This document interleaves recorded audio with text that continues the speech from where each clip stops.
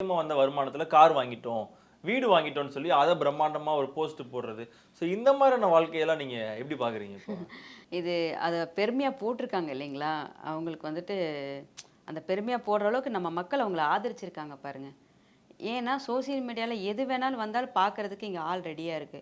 நீங்க நல்லது எங்க ஒரு வீடியோ எடுத்து போடுங்க. நல்ல விஷயத்த ஒரு ஒரு அழகா ஒரு கேதர் பண்ணி போடுங்க. அதுக்கு ரெஸ்பான்சிபிலிட்டியே இருக்காது. இன்னைக்கு இந்த மாரி வீடியோவுக்கு வந்து ரொம்ப ரெஸ்பான்சிபிலிட்டி இருக்குங்கிற ஒரே காரணத்துக்காக, அதான் நீங்க சொன்ன மாரி தான். ஒரு கதையா கிரியேட் பண்றாங்க. ஒரு ஒரு இந்த விஷயத்த இப்படியெல்லாம் எடுத்துட்டு போலாம்.